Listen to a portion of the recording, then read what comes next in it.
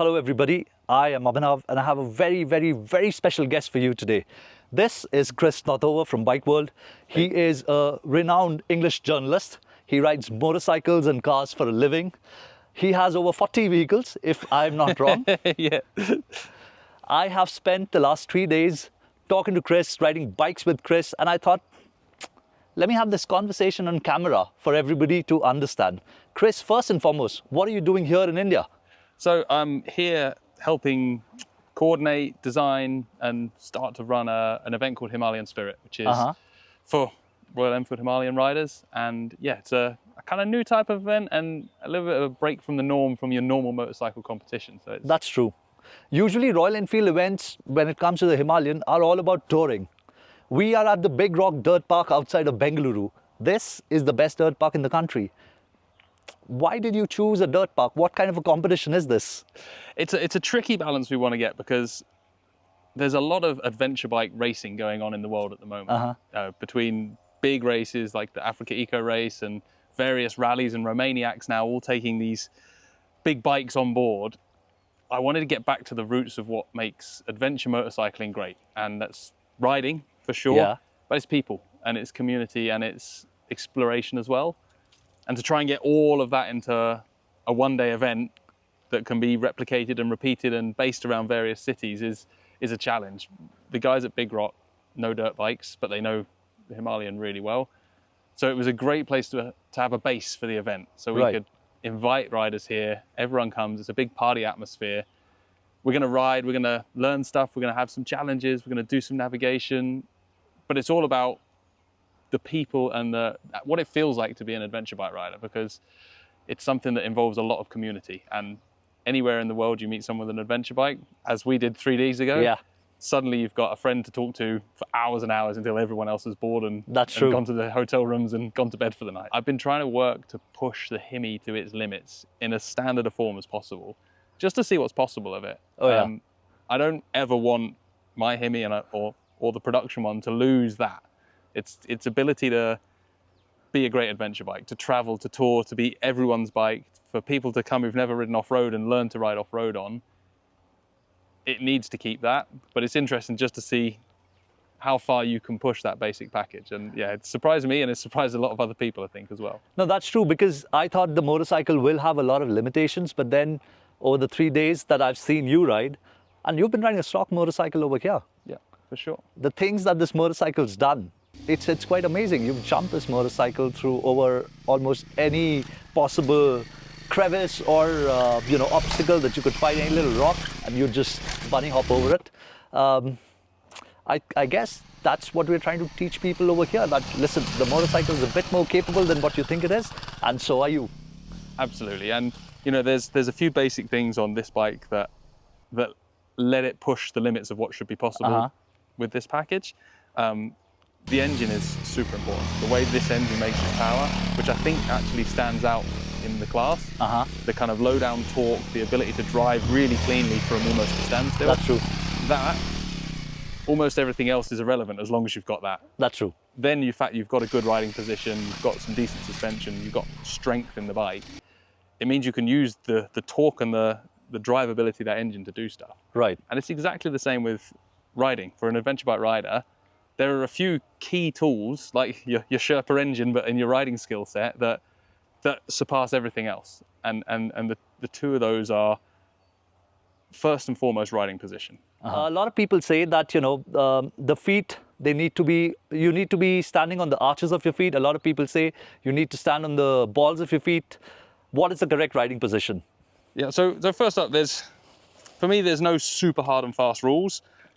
It's about getting balanced on the bike. That's what we're looking to achieve with anything we do with our riding position. We want to be in a position that if the bike kicks off a rock or does something unexpected, we're up and separate and balanced. So the best way to do that is for the foot peg to be towards the front of the arch of your foot. So the furthest forward I would go is sort of here, back to being on the balls of my feet. But if you look the whole time, my weight is pushing down through my heel. I'm not rocked up on my toes.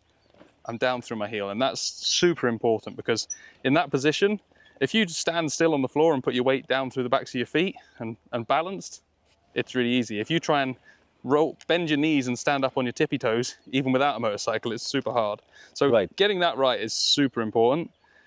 We see a lot of adventure riders with their I knees was going to here ask you that. because it feels comfortable. It feels like you could ride for days like this. But if you're trying to ride technical terrain or rough terrain, you need your weight into the foot pegs. As soon as the knees come forward on the tank, our control of the motorcycle goes and our weight is pushing into the top of the bike, which makes it more likely to topple. So the things to focus on are putting that weight down through those feet, foot peg towards the front of the arch or on the ball of your foot, and you should be able to stand bolt upright with a buddy holding the bike or on the center stand and reach the bars without actually leaning on them. Okay. So I'm folding at my hips, my behind goes backwards, and then I can just rest my hands lightly on the bars. Right. It's a bit weird, we have the wheel turned here, but from there, the next second thing that I would say are the key points. So getting this nice balanced riding position is 1. 2 is this wonderful lever here. This is your get out of jail free card. Okay. It's the clutch lever. I'm always riding with 1 or 2 fingers covering that clutch lever. Okay. And that allows me to do 2 things. That allows me to have these 2 fingers holding the bar, which means I can grip and control and steer the bike as I need to. And it means these 2 fingers are a safety switch. Okay. As soon as you see that moment where you hit a rock and you get off balance and things get not as controlled as you like them to be, if you pull that in, this 450 Himalayan turns into a bicycle. Nice. It doesn't ride off without you. You don't go through the hedge. And when you see people have tumbles and crashes on adventure bikes, more often than not, you look, they'll be white knuckled on the handlebar like this. Right. And sailing off because the throttle's gone open and they've no way to control it. So 2 fingers on the clutch, that gives you that ability just to take the drive away and keep calm. You cover those 2 things, you're going to be just fine, and you'll be able to tackle harder things without it becoming a dramatic, Chris, finish. Yesterday, you corrected a mistake of mine. So when I was going through the rock garden, I would scooch back as far as possible so that my weight is on the rear wheel and the front wheel just hops over, but the handlebar was going anywhere and everywhere. Could you talk us through that, please? Yeah, absolutely. And it came back to riding position again. We need to be in a position that lets the bike move, that lets us control the bike. As soon as we go to extremes, so if we sink right to the back of the bike, our arms are stretched out straight, so there's now no room for us to move. So even if I wasn't stuck on this pipe, if I put my handlebars straight, if I sink to the back of the bike, my arms are straight. I've got no control. If I stay in the middle and I've got a little bit of bend, even if I push my weight down, I've still got this bend in the elbow, so I still have the ability to move the bike. I'm always trying to be on balance. There's a really good riding coach in America who uses the phrase, for every situation on a motorcycle, there is an ideal position where you barely have to hold on. Wow. And that's theoretical. there was always a little bit of give and take on that, but his point is that whatever you do, you should try and be not fighting the bike. If you're going to accelerate, don't accelerate and then have to hang on. Don't be reactive. If you're going to accelerate, bring your weight forward, then accelerate. If you're going to ride through a rock garden that you know is going to kick your bike out of balance, being in a nice neutral position above the bike where you've got room to move in kind of all 4 directions, and you can deal with whatever the bike does while keeping yourself completely balanced in the middle of it. And that's the key. It's about practicing, starting with those fundamentals, and being calm and keeping the balance. Okay, and the vision needs to be as far ahead as possible. Always, yeah, always. As soon as we're looking at our front tire, we start the weave and we struggle. If you're looking right ahead, you've got more time to deal with obstacles, everything slows down. And I guarantee it's the first thing that goes in any rider, however good they are. Once people's confidence gets knocked or you start to struggle, the vision comes down. So self-check on that. Keep thinking about where you're looking and keep that vision up. You can scan the trail. You don't have to just look ahead, but our focus should always be kind of as far ahead as we can see. Right. So the biggest tip is riding position. Absolutely. Second, vision. Yep. If I were to ask you, name 3 more tips to ride better off-road. Now, I'm not saying to go crazy and do, hops and jumps and whatever, but just to gain a little bit more confidence for an average adventure rider in India to ride confidently off-road. What else can they do? I would say we're going to have 3 more tips. So above all of these is riding position and vision. They conquer all. But if you want 3 more tips for good off-road riding, my first one would be to use your controls all of the time. So it's really easy, especially on a long trip, to sit in 1 gear or stand in 1 gear with the clutch out and just plod along. But if you get in the habit of being up and down your gears all the time, which if you're riding in big motocross or adventure boots for the first time, it feels weird. But if you're always up and down the gearbox and we're changing our speed, we're speeding up, we're slowing down, we're using our body weight to balance that, and we're using the clutch when we're changing the gears. By doing that, you get sharper and sharper and sharper on those controls. By doing that, you're always in the right gear for an obstacle. You don't turn into a hill and suddenly go, oh, I'm in fourth, I need to be in second. Right. Be active on the bike. So change gears, use the clutch. When you're sat at the traffic lights, don't sit stationary bored on your bike. Sit there playing with the clutch. Rock the bike back and forth on the clutch. Nice. Play with those controls the whole time. The more time you spend playing with your clutch, playing with your front brake, playing with your throttle, the better you get. It's all about practice. Right. And you can practice that riding into the office, or you can practice that riding with your buddies, just constantly, just having a little play with the controls. That will improve you as a rider. So change your speed on the trail, use the controls lots, play with the controls whenever you're riding, constantly using them to adjust your clutch position or your throttle position or your brakes. And finally, I would say, use your head. Think about obstacles. If you come to something on the trail that you're not sure about, that you're nervous about, think about what you're going to do before you approach it. Don't approach it with that gung-ho, I'm just going to ride into this and see what happens. Got it. Have a plan. Have a plan. Have that clutch covered. If it's a steep hill and you're parked right in the bottom of it, go, okay, that's steeper than I thought. Maybe turn the bike round, take a 10-meter run up, so you've got a little bit more speed to get up the hill. Use your head a little bit. People tend to get into those situations where they're nervous and the head stops working, and they either turn around and don't do it, or they go in wild and hope that works.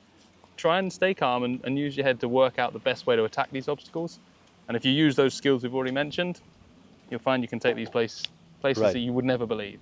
So something specific that I wanted to ask, a lot of people, going downhill, it freaks out a lot of people. Yeah. So the tip that you gave me was don't pull the clutch in.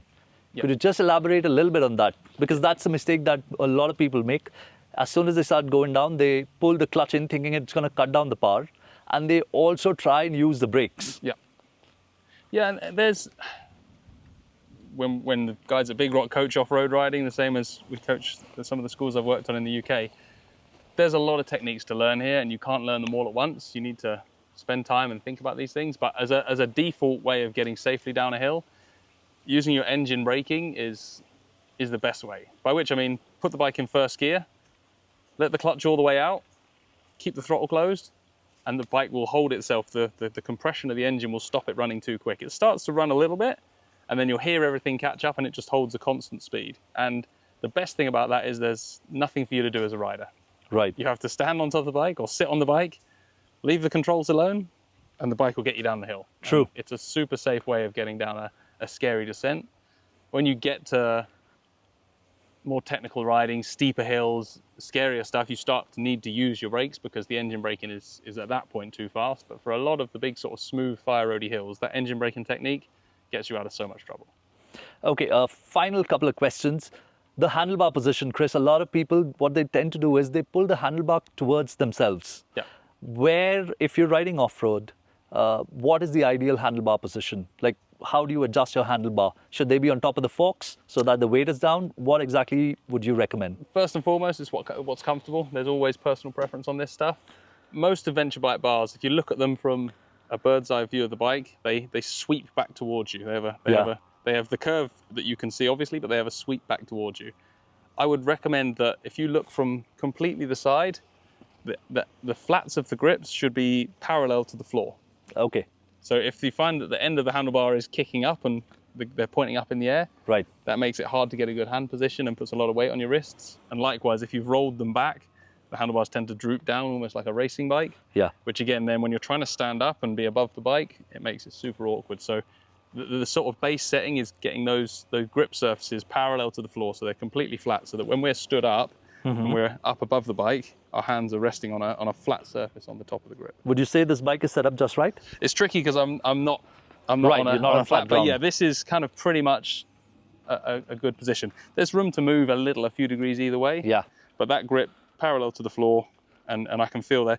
When it's wrong, you feel it pushes your wrists in or pushes your wrists out. So if it's right, you should be able to rest with a nice relaxed hand, almost flat on top of the grip, and then you're away to catch the controls. The last question is about the clutch and gear lever position. A lot of people, they have them very upright. Yeah. Again, what you need to do is you need to consider all the positions you're going to ride the bike in. Yeah. So if you put the clutch position that works really well where you sat down, and then you try and get in your good riding position standing up, you'll find that that clutch position is now too high. But if you set the clutch entirely so it works when you're stood up, then when you sit down, your fingers don't reach the lever. So it's all a compromise. So finding that middle position, most manufacturers have them set as standard in a reasonably good spot, so you can move a few degrees either way from that. It's super important. If you adjust anywhere from the standard manufacturer's position, as soon as you've finished, turn the handlebars to full lock either side, check the clutch still works, still has the same amount of slack in the cable, because some bikes, if you move it a little bit, it ends up crashing into fairings and dashes and stuff. So before you get to the first junction on your ride, make sure you've checked that stuff still works properly as it should. But yeah, a few degrees either way is a sort of sweet spot to get a best position that works sitting and standing. Okay, last question. A lot of people in India, they use all 4 fingers on the clutch. Yeah. What's the ideal way to do it? It's exactly the same in the UK. It's and definitely, again, I don't want to be a preacher here. Like there's no like hard and fast rules on this stuff. 4 fingers is obviously more relaxing, and a lot of people feel like they have more control of the levers when they use 4 fingers. The problem you find when riding off-road, particularly if you're riding standing up, is that with 4 fingers on the lever, the 2 problems are, one, you've only got this thumb to hold onto the handlebar. Yeah. So if you need to move or muscle the bike at all, you've very little. And then what happens is if they need to move or muscle the bike, they put all 4 fingers on the grip, and then we're not covering that clutch. So if something goes wrong, when the bike is not fully in control and you're feeling scared, there is no way you will ever get this hand to let go of the grip and pull the clutch in. Our monkey brains won't let us do it. We will just hold tighter. Whereas if you split that grip, so you've got 2 fingers on the clutch and 2 fingers on the bar the whole time, you can ride all the time like that off-road. Okay. As soon as you're somewhere difficult, even if you're not using the clutch, your fingers can be out there ready, and that gives you the ability just to take that drive away.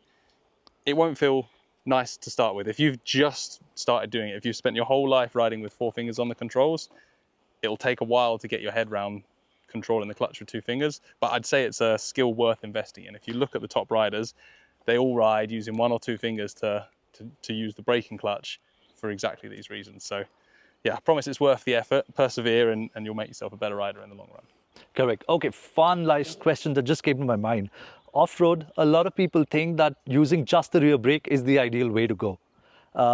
They're very scared of using the front brake, but as I understand, 80% of your braking should still be from the front, and the rear you can use to stabilize the motorcycle, slide the motorcycle. What's the correct way of doing it? It's not as easy as that. I wish it was. There's no correct way. For sure, it depends on your riding level and your riding skill, and it comes back to what I said earlier about spend time using those controls. Spend time using your front brake, using your back brake. I use front and back brake all the time off-road. Sometimes I'm using more front, sometimes I'm using more back. It really does vary depending on the terrain, how steep it is, what tires I've got on, how much luggage I've got on the bike. Right. People like the rear brake because it's safe. When you overstep the mark on the rear brake, it locks the rear tire, nothing much happens. But it won't slow you down enough if you're riding steeper hills or you need to stop quickly. The front brake, if used correctly, is really, really good at stopping us off-road. A lot of modern bikes have a degree of ABS, not always ideal for off-road use, but that stuff's coming. The front brake is the one that's going to stop you quickest if you use it correctly. I circle back again, using those controls all the time. If the first time you hit the front brake on your bike is when something's pulled in front of you and you've panicked, you're not going to have great brake control. But if you're using that front brake smoothly with 2 fingers, all the time, getting familiar with it, getting comfortable with it, then when you do need to use it in a hurry, you've got a lot more experience to fall back on. That's kind of the way I always look at this stuff. So, hey, the best answer is go out and ride your bike more and just use all those controls. All right, thank you so much, Chris, for these insights. I really hope this event goes well this Sunday. And yeah, I hope you come back and do more of these. I hope so too, and it's been fantastic to meet you. And yeah, I'm really looking forward to seeing how the event goes. I want to wish best of luck to all the riders who turn up, and thanks for supporting the event. And yeah, let's make it a success so we can spend more time riding our bikes together. All right. Cheers, guys. Thank you so much, Chris. Take it easy. Bye-bye.